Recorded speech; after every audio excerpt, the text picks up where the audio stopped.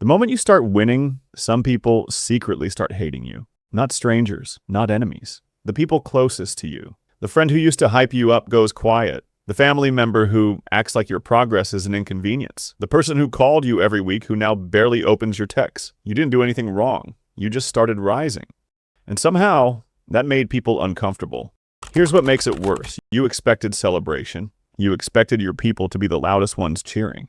Instead, you got silence, cold energy, backhanded compliments wrapped in a smile, comments that sound supportive but land like a slap. And you start wondering, did I do something? Did I change? Is something wrong with me? Nothing is wrong with you, but something is happening around you. And if you don't understand it clearly right now, it will either make you shrink yourself to keep the peace or turn you into someone arrogant and alone at the top. Both of those are traps. There is a third way, a harder way, a smarter way. And by the end of this, you will know exactly how to walk it. These are 7 things you need to understand and start doing right now. Number 1, learn to read jealousy correctly. Because jealousy never shows up looking like jealousy. It doesn't come with a warning. It comes disguised. It looks like your friend suddenly finding flaws in everything you do. It looks like a family member who changes the subject every time something good is happening in your life. It looks like backhanded compliments. "Oh, wow. You really think you're doing it now, huh?" said with a smile.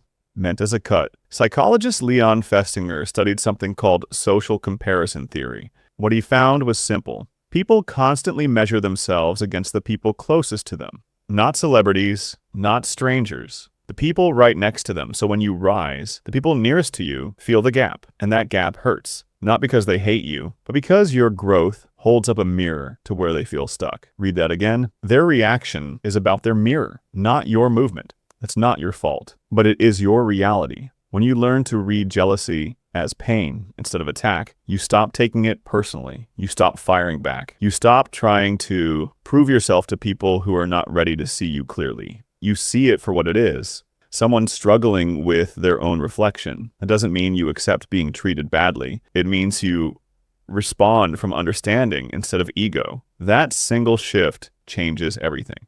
Number 2, stop explaining your wins to people who aren't ready to celebrate them. When something good happens, your instinct is to share it. That's natural. You are human. But here's what nobody talks about. Sharing a win with someone who is quietly jealous of you doesn't bring you closer. It makes it worse.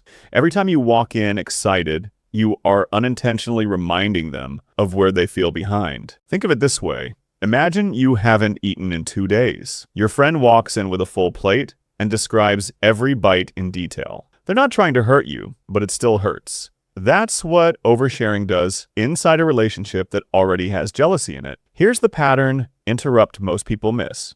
You don't have to lie. You don't have to hide your life. But some people in your circle right now are not in a place to genuinely celebrate you. And forcing them to witness your wins up close is not going to build the relationship. It's going to quietly destroy it. Keep some things quiet, not out of shame, out of wisdom. There is a difference. Learn it. Number 3, never shrink yourself to make someone else comfortable. This is where most good people lose. You notice the jealousy. You feel the tension. And because you care about the person, you start pulling back. You downplay your results. You act like things aren't going as well as they are just to avoid the awkwardness. And it feels generous. It feels like you're protecting the friendship. But here's the brutal truth. Playing small doesn't help them. It doesn't make them feel better about themselves. It just teaches them that your growth is something to be ashamed of. And worse, it teaches you the same thing.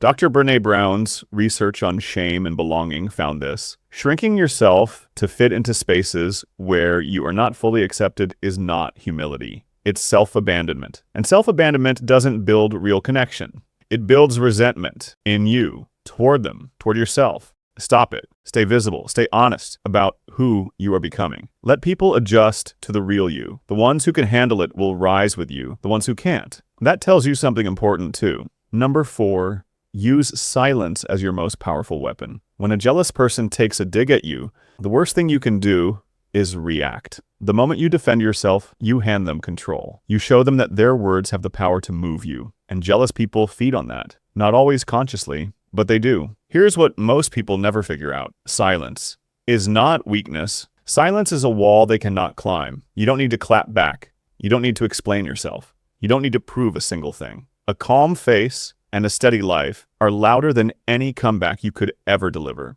If someone throws a ball at you and you don't catch it, the ball just falls to the ground. It never reaches you. That's what non-reaction does. It lets their energy drop before it ever lands on you. Keep moving, keep building, let your results do the talking over time. That kind of quiet confidence is genuinely unsettling to people who were hoping to shake you.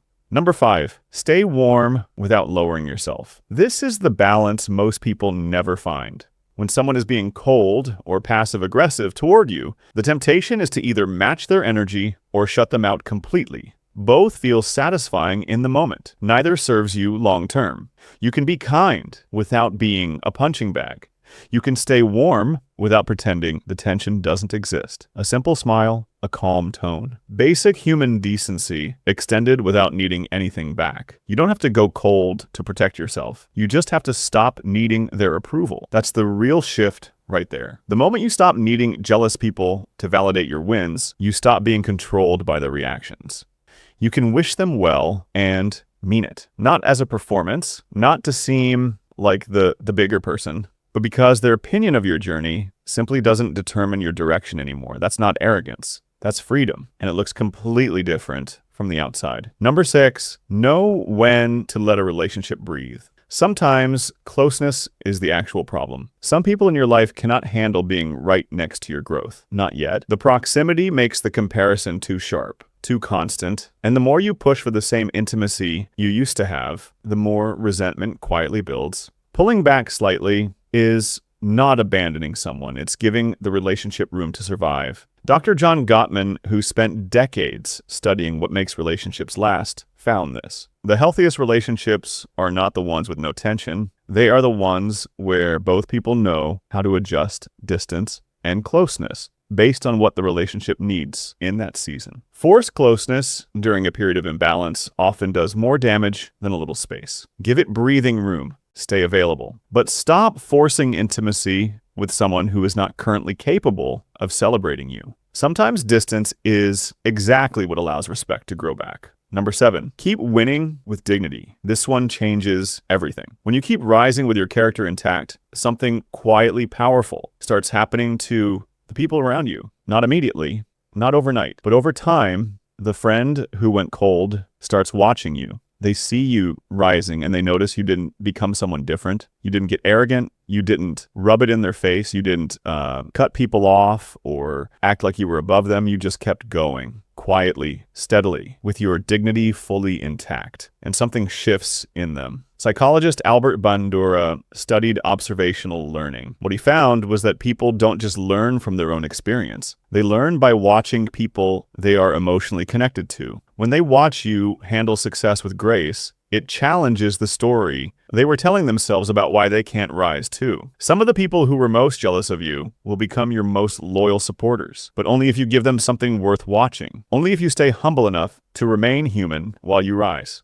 That only happens when you refuse arrogance and when you refuse to shrink, both at the same time. That is the narrow road. Most people never find it. Here is the deeper truth underneath all of this. Jealousy from people close to you is not really about you. It never was. It's about the gap between where they are and where they want to be. Your growth made that gap visible. You became the mirror they weren't ready to look into. You cannot control that. What you can control is who you are while it's happening. The person who learns to rise without cruelty and stand firm without apology is rare. Most people either collapse under the weight of others' opinions or harden into someone cold and unreachable. You don't have to be either. You are becoming someone who can hold their ground and still hold warmth. Someone who doesn't need the crowd to keep going. Someone whose confidence is quiet enough to be real. That person doesn't just win. That person changes the room just by walking into it. If you felt this shift in people around you since you started improving, don't just brush it off. It matters more than you think. Tell me what's been happening in your situation down in the comments. Be real about it. Whether it's a friend acting distant, family changing their energy,